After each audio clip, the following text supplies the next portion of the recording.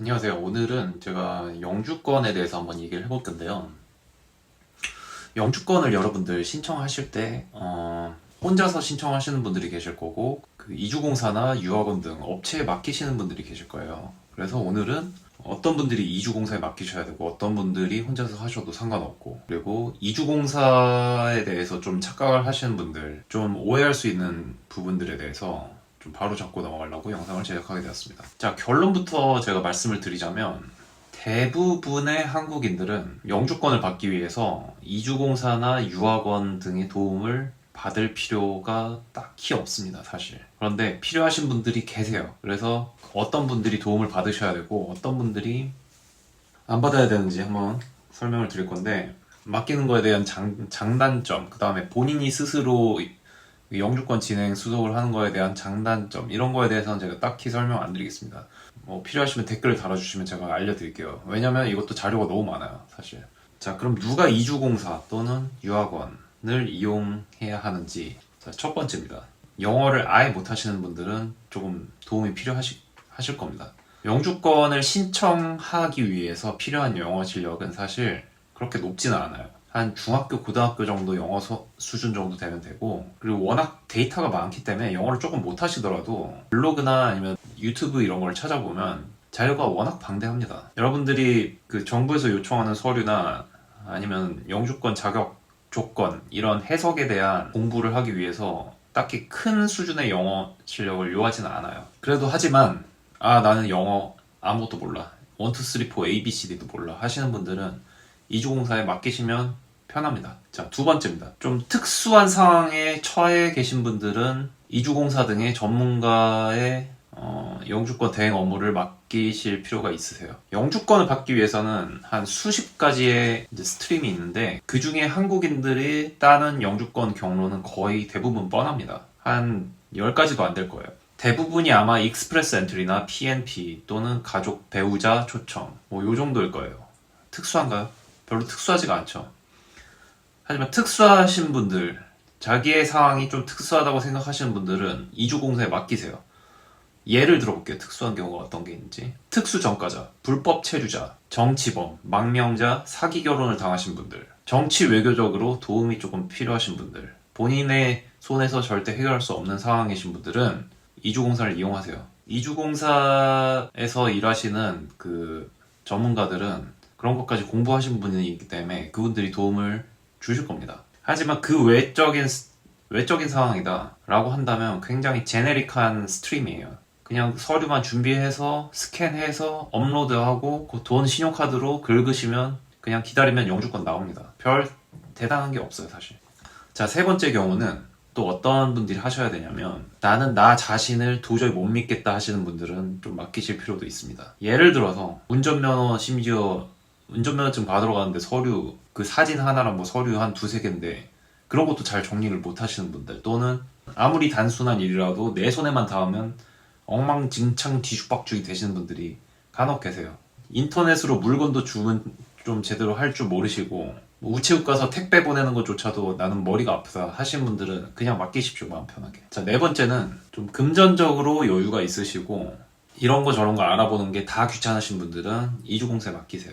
이 영주권 그거 내가 혼자 어떻게 해, 이거 그냥 당연히 누구한테 맡겨야지, 이 많은 서류 뭐가 뭔지도 모르고 나 어떻게 준비해야 될지 모르겠어, 그러신 분들은 그냥 맡기셔도 상관은 없어요. 이런 분들 좀, 근데 좀 재밌는 게, 이 영주권 신청하는 방법이나 아니면 뭐 이런 그 자료들 읽고 어떻게 준비해야 되는지 공부하시는 건 되게 귀찮아 하시면서 좋은 이주공사 찾으시는 데는 꽤 많은 노력을 들이세요. 좋은 이주공사 있으면 좀 알려주세요, 싼 이주공사 있으면 좀 추천해주세요, 광고 사절입니다, 이렇게 열심히 올리시면서 며칠 몇 주 걸려가면서 열심히 공부를 하시는데, 이 영주권 따는 신청하는, 개인적으로 신청하는 거, 이거 공부할 게 솔직히 그렇게 며칠 걸리지도 않는 건데 그것도 귀찮아하시더라고요. 어찌됐든 나머지 분들은 혼자서 공부를 하셔서 영주권 신청을 하시고, 그거에 대해서 저는 리스크가 개인적으로 전혀 없다고 생각합니다. 오히려 제가 조금 이따가 설명을 드릴 건데, 이주공사에 맡기는 게 더 리스크가 커요. 실패할 확률이 더 높을 수 있어요. 그게 어떤 개념인지는 제가 좀 이따가 설명을 드리겠습니다. 자, 한마디로 여러분들이 대학 교육을 좀 받으시고 영어를 조금 하실 줄 안다, 그리고 캐나다에 오셔서 컬리지 또는 어학연수에 돈을 수천만 원 들이신 분이라면 영주권을 조금 내가 어떤 거를 골라서 지원할 건지 공부를 해서 자료를 준비하고 지원하는데 드는 그 업무 자체가 사실은 지나치게 쉬운 업무예요. 그거를 맡기고 자시고 할 필요가 없는 분들이 꽤 많으십니다. 그래서 저는 솔직히 개인적으로 그분들 이 캐나다 오셔서 정착하시느라 들이신 돈도 꽤 많을 텐데 저 한 푼이라도 저는 아껴드리고 싶어요. 그거 이주공사에 맡기면 사실 돈 몇천 불 그냥 우습게 깨지지 않습니까? 안 그래도 이거 지원비 자체도 꽤 비싼데.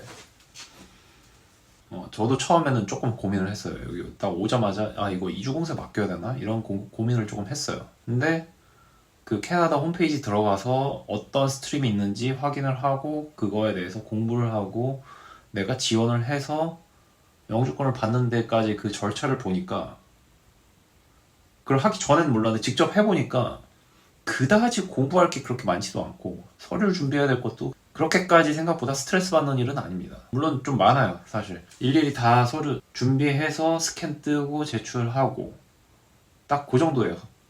그래서 가만히 보면은 여러분들이 예전에 대학교 지원 원서를 넣으시거나 아니면 어떤 회사 입사 지원서를 넣는다. 그리고 합격 통보를 받고 들어가는 과정. 그런 일련의 과정이랑 큰 차이가 없는 프로세스예요. 자, 그러면 다음으로 넘어가서 이주공사에 영주권을 맡기시려는 분들의 착각 또는 하지 마셔야 될 실수 이런 거에 대해서 제가 간략히 말씀을 드릴게요. 이주공사의 영주권 대행 업무를 맡기시는 분들이 왜 이주공사를 이용하느냐에 대해서 얘기를 하실 때 꼭 하시는 말씀이 있어요. 바로 뭐냐면 영주권 신청이라는 거는 굉장히 중요하기 때문에 전문가에게 꼭 맡겨야 된다 라고 말씀을 하십니다. 뭐 틀린 말은 아니에요. 근데 잘 한번 생각을 해보세요. 과연 이 캐나다 정부 또는 이민국에서 수많은 외국인들에게 영주권을 뿌릴 때 과연 이 영주권 업무에 대해서 전문적으로 아는 그런 지식이 있어야지 신청을 할 수 있게끔 그렇게 어려운 난이도로 지원을 받을까요?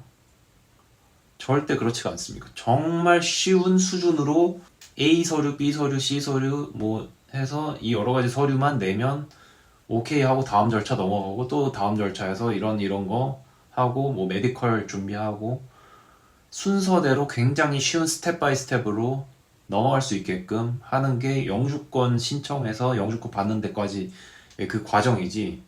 여러분들은 전문가를 고용하셔야지 됩니다. 그런 어려운 업무를 절대 캐나다 정부나 이민국에서 외국인들에게 요청하지 않아요. 결국 여러분들이 영주권을 신청하셔서 지원을 해서 받는 데까지 그 과정이 캐나다 정부가 보기에는 당연히 굉장히 쉬워 보이기 때문에 그 정도 수준으로 요구를 하는 거지. 그 전문가를 꼭 거쳐야 된다 그러면 그거는 아마 이민국이나 캐나다 정부가 굉장히 잘못하고 있는 거라고 저는 생각합니다. 한마디로 이건 정말 쉬운 업무예요. 그렇기 때문에 딱히 전문가가 필요한 업무는 저는 아니라고 봅니다. 적어도 여러분들 한국인들의 경우는 어느 정도 영어를 하시고 뭐 아까 제가 말씀드린 특수한 경우 뭐 정치범이나 뭐 이런 특수한 경우가 아닌 이상 저는 딱히 어려운 게 없다고 생각을 해요. 그리고 또 한 가지는 이 중요한 서류라서 전문가인 이주공사에 맡겨야 된다라고 말씀을 하시지만 사실 저는 중요한 서류이기 때문에 남한테 맡기면 안 되고 제가 직접 해야 된다고 생각을 합니다. 한번 생각을 해보세요. 이주공사에서는 수백 수천 명의 업무를 처리를 해요. 실수를 안 할까요? 인터넷에 조금만 검색을 해보세요. 이주공사가 어떤 실수를 하는지 제가 굳이 제 입으로 얘기를 안 할 테니까 한번 잘 검색을 한번 해보십시오. 이분들이 뭐 잘못해서 실수를 한다기보다 물론 잘못해서 실수를 하겠지만 이분들은 굉장히 바쁘신 분들이고 굉장히 많은 업무를 동시에 처리를 하다 보면 실수가 생길 수밖에 없어요. 내 서류가 아닌데 어떻게 그렇게 중요하게 다 일일이 꼼꼼하게 하겠습니까?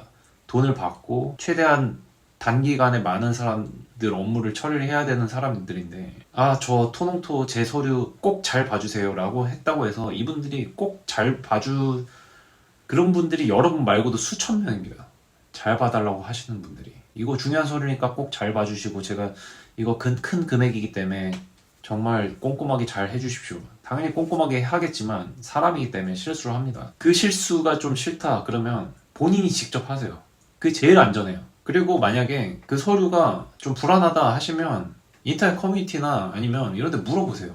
워낙 단순한 업무이기 때문에 실수를 하기가 쉽지가 않아요, 사실은.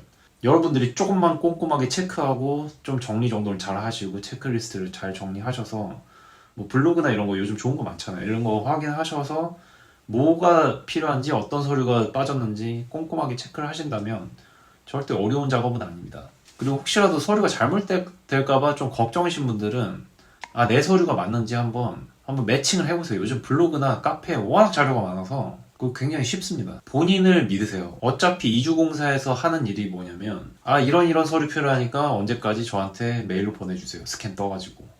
이 정도입니다. 그러면은 그분들은 그걸 그냥 업로드를 해주고 돈을 받아요. 그리고 또 이주공사에 맡기시는 분들이 착각하시는 것들 중에 하나가 이주공사에 맡기면 개인이 하는 것보다 영주권 수속하는 속도가 더 빠르대 라고 말씀하시는 분들이 있는데 그 정보도 사실 맞지는 않습니다. 사실 이 캐나다 이민국은 그 영주권을 주는데 우선순위가 있어요. 그 영주권 받는 순위는 난민 또는 홍콩 사람들 아니면 뭐 헬스케어 워커들 이분들이 항상 1순위고 저희는 항상 뒷전이에요. 그리고 저희들 중에서도 이 영주권 수속되는 시간은 항상 랜덤입니다. 뭐 어떤 사람은 제출한 지 한 3달 만에 나오는 분들도 있고 제출한 지 1년이 지났는데 아무런 소식이 없는 분들도 있어요. 이주공사를 통해서 넣었다고 해서 뭐 빨라지거나 이런 거는 없습니다. 그리고 이 서류 자체를 이주공사에 보내고 이주공사는 그 받은 서류를 바탕으로 올리기 때문에 그 서류 왔다 갔다 하는 시간이 추가가 됩니다. 그렇기 때문에 오히려 더 오래 걸릴 수도 있어요. 자, 오늘 여기까지 한번 알아봤고 글쎄요.